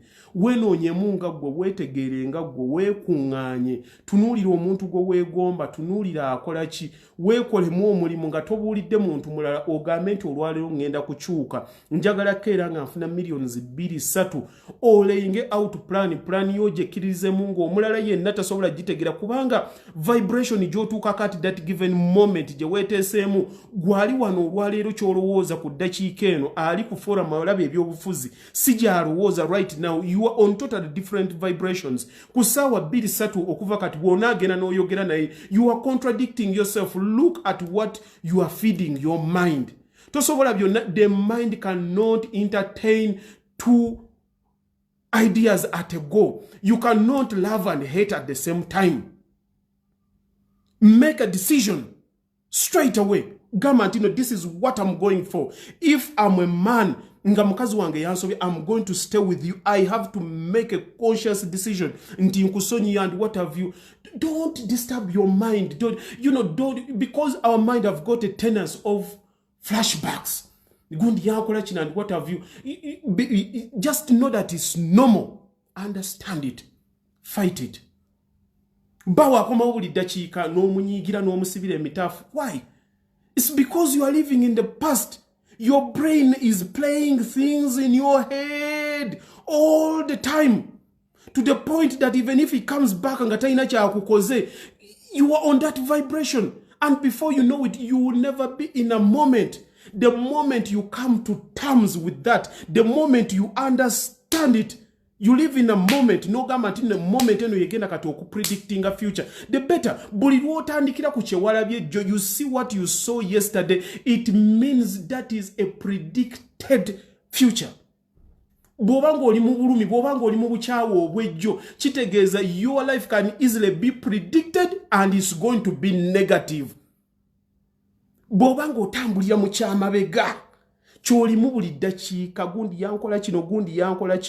Already you are living in an unpredicted future, which is failing. It is hatred. There's nothing more to that. Like there's a level of awareness, oh my God. Sometimes I see why people do things and I'm just like, wow. And you will never notice over a chitegera or kutukango maze or kufuna or the right information, because having the right information is different from applying it. It is, thank you very much. That is the right word, acceptance. Acceptance. Yagenda kumacha gundi na agenda na ayenda na aleta sirimu awaka. Boba wamusonyiwa wamusonyiwa.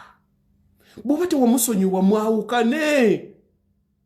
Otherwise you are going to drive yourselves into an allegrave nga ne HIV tanababata. Mama nyini ulikasera gundi yankola kino. Gundi yankola kino. But have you what you seeking zeko counseling? What you take ekintu mu butuufu bwo kitege. The moment you understand, everything will be okay. Let me tell you, someone who's not at ease with themselves have realized. Omuntu ali committed to misunderstanding you. Omuntu ali committed okubeera negative. Omuntu nebwoli muwe ekyenkana ki nebwoliba oyagala kubeera good to them, they will always find a reason not to be happy. They will always find a reason. It will cease being what you are doing right now. It will be what you did to them. When you see that they are not on that same level of understanding, just know and do yourself a favor and stand back. It's until then you come back. If they don't, do yourself a favor. Run and you be like an eagle. Fly high. Before I leave you, fly high. Eagle bwegenda waggulu nnyo tegenda kusanga yo kinyonyi kirala. Era buli lwesanga ekinyonyi ekirala emanya nti nekyali wansi nga yeeyongerayo. Bwe lisangayo ekinyonyi ekirala emanya bumanya nti nno this is a fellow eagle. Eyo level buli lwobeera era waggulu tewali crowded kutegeera. Abantu senga batuuka ekiseera kyovula abantu batuuka ekiseera tubagamba education si kwe kutegeera. From education si kwe kutegeera si bwe bugagga and what have you. Naye byonna olina kubikwata n'obigatheringa n'oyiga how you are going to apply. Life coaching is needed. Buli muntu alina okubeera bufuna engeri gye bakukuza funa engeri gye bakubuulirira. That is life coaching. That is life coaching. The moment you understand it, you want to soar like an eagle. Otambula n'ambaata, olina nkoko. Ng'ogamba nti noyagala kubanga kamunye. Ani akulimbi? Ani gw'oyogera naye? Ani gw'osiiba naye? What's your belief? Kikyokkirizaamu. Kikyokkirizaamu. Cheche kibasumbwa nokera kumacha wagende w'omusajja omusanze tata wali n'abakazi bana and what have you omufumbiddwa omulala gundi gwe olinyongerako omukazi lwogenda okundaba. Do you understand what they call belief system? Ojimanyi belief system do you know what it takes to change it? Ogenza osanze oli omukyala yabumwa abaladdawo akuza kana buli kidongo ya kisula mwandi what have you onoonya mukyala wakuwasa jogukira and you think nenda kubaddukako naye mbeyanziza nnyo abadde ku page yange nga togigoberera bakalwa property services zigigoberere oneeyungeko tubenga tusoma ffenna tubenga tuyiga ffenna nze nabagamba sigenda kubanga mbawa bintu bya kubazimbira and what have you. Naye njagala nnyo abantu mwetegeera kuba okwetegeera kukola by'amaanyi. Nze nkomyewo wano e Uganda emyezi gino omusanvu gye mbaddewo. I have seen, I've tried to implement buli kintu kyonna kye mbadde nkola. But let me tell you one thing. Olunaku lw'olikeera n'omanya amagezi g'olina. Amagezi like how far you can go, you will be amazed. Nabadde nsoma ku New Vision wejjo. Aba New Vision bankubire juzi nti aba UK Simanyi Convention be batuwadde number and what have you on reference. What do you say about this? And what have you ejjo bagize wano lina nkubira to why osomyeko mawulire bwegati. New Vision wejjo. They quote me mugundi mu articles ze babadde bafulumizza. Nakitunuddeko yesterday. I didn't even know nga namawulire sigasomyeko. And I was there. Everything they were quoting about construction was about me. Was about me. I didn't call them. I didn't do what. And they don't ask me the message. So article and what have you. So what do you think about to be back on them? And I was like, when did such people start asking me? Did you like a reporter from New Vision to call me at Aniko Kumbos? Yesterday, 5 months ago, I was a security guard somewhere. Never done commander. Wow, like they want to see what my opinion is. What TV now could be like, and I'm not like people who push for that. No, I'm in my home actually. Media Uganda tended to have a customer. And people come. So it's kutukanga nze nina kyentandise okwera mu kyentandise okweteekamu. Kyentandise okweteekamu kyentandise okwekikirizamu. Ogenda okulaba n'abantu abala kye batandika okulabamu. And that's why I tell you, do away from people who see low of you. Mulimu abantu abatandika nga bakulaba nti oli wa wansi. Desmond Tutu yagamba nti yawoggana about appetite n'ababuulira bannange kino ekintu kibadde bwekiti kino ekintu kibadde bwekiti mutukoze bwe muti abantu. No one listened. But the day we were choosing for the Nobel Prize, Yavao, in fact, he asserts, achogera nagamba nti nebya yogera wiki yote byali mu makuru. Kubanga he was taken, he was overjoyed bya yogera. But everything he said was quoted and was all over in the news. Monsiona, Ruachi. They were not looking at Desmond Tutu. They were looking at a Nobel Prize winner. So ebigambo bibyatandika okukola amakulu. Nga mulaba bana abakulembeze abatukulembera beboogera. By the way, abantu, they said the most stupid things. Boogera ebintu ebita making amakulu at all and what have you. But because they have got power, you listen to them. You listen to them. So now olunaku lwogenda okwekolamu omulimu omuwendo gwo ogulinyise. Wetegere nga tewaliwo muntu akulimiting. Nali mpulira video ya Les Brown we yayogera about omwana abali batambulira ku ice. Omunne nayinya ku ki ice ne kibomoka n'agwamu.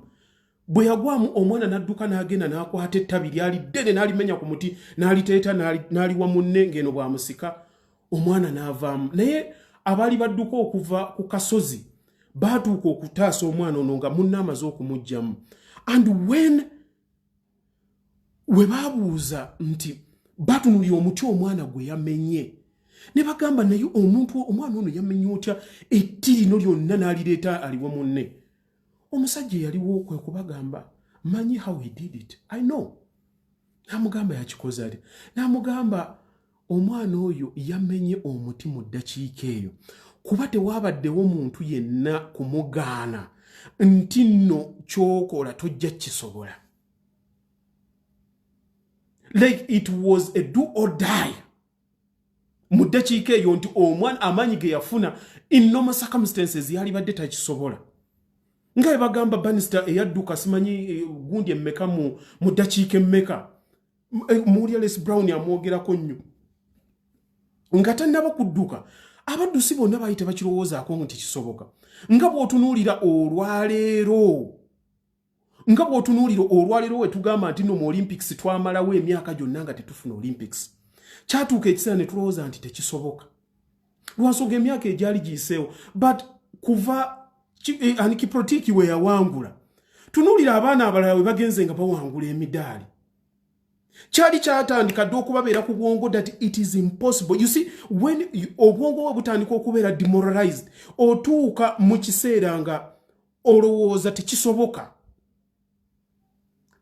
And your brain takes that like it's impossible tekisoboka. It's like what happens to mu dictatorial regimes.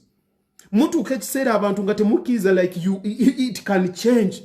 Like you get demoralized and you conform. You just follow. Even if when the dictator is weak, your mind knows that he's strong. There's nothing you can do and what have you. Even when they lose it, even when they lose power, you don't know, you don't get to know. It's because your mind has already impressed. Olinga yakituukako dda mu bwongo bwe nti wano tekisoboka. Kati ne mu self-limitations zibabeeramu. Is people who tell you nti kino tekigenda kusoboka. Ogenda mugamba ngenda kuddayo eka ngenda kukola company. Bwe nze ngenda ne clearing abantu ne bangamba eno bondi ya gundi kino kya gundi. And I wonder to myself, who are these people? What did they do? What did like chamanyi chenyo chiche basoma? Chechi ba making okuba nti bino like what makes them okubanga be bali entitled okubifuna bino? Bwe banga tebali mu government and whatever omuntu atandika atya like bo babeera batyanga banene like basobola lina bane nyumba nga ya kalina and whatever yatandika okusobola like what did they do different? So I sit my mind to it nenchifukula like how can I present myself to the world? How can I? Mbere wano nga manyiti Salamu TV egenda kunkubira bukedde nkubira New Vision yankubira and what have you, and I'm of importance and I have substance and sitambulya ku muntu yenna agenda kunteeka mu limitation. Not at all. If they are friends, I'll cut them off. If they are relatives, I'm going to cut them off because where I'm going, they don't know. It's me and it's me only. It's my dream. They cannot see it. They don't know where I'm going. And I'm going there. I'm going by myself. When the time comes, they will join me and they will see me in a different way. Biembera wano ne byenjogera and what have you. There are people who are related to me and what have you. They see me as being crazy. Why would you go there? Why would you talk to people? Why would you do that? Yeah, we are not on the same vibration. Tetutegera chechimu. Where I'm heading, what I'm planning. You are not planning it. This is me. And this is a different me. I made up my mind. I'm not a security guard anymore. That's my past. I want to make the best of myself. And I'll do it. As long as I don't entertain people who are going to limit me. Mbeyanzi zenyu. Okubanga mubaddeko abasharinze musharinze. Tubeere ku wiiki eddako sawa 11:45. Ekyo tujja kusomamu ku Sunday tujja kusomamu. Nyinza okubaleeterako n'abadde njagala kubaleeterako amoto mu balanguzi mbabuuzeeko kuba abantu abo njagala nnyo okubabuuza. Like you have made money, you have had the names and what have you. Why are you not progressing? Maybe when I sit with him here, never celebrate abalala bajja kuba bawuliriza. Tubeereko kuno tuseke. Basekenga ate bwe bawuliriza. Maybe nabo bajja kumanya. I've had people who have done concerts here ne bajjuza buli wamu and today they are begging why. And they think that they are great. Musule bulungi. Until next Sunday, sawa 11:45 Bakaluba Property Services. Appointi ajja kubeerako next week. Sawa 11:45. akuuma atakumira mpeera mbeyanziza nnyo mwenna abampa emirimu okuba nga mbazimbira nze sinza asinga okuzimba it is my ethics eziŋŋaana okubba akasawo ka sementi kyekiba mpeesa emirimu ne mubanga munfiirako enkya n'emisana I found myself, I know myself, sigenda kweryamu binyeebwa cause what I'm heading for is greater than what you see here. Byendowooza biwanvu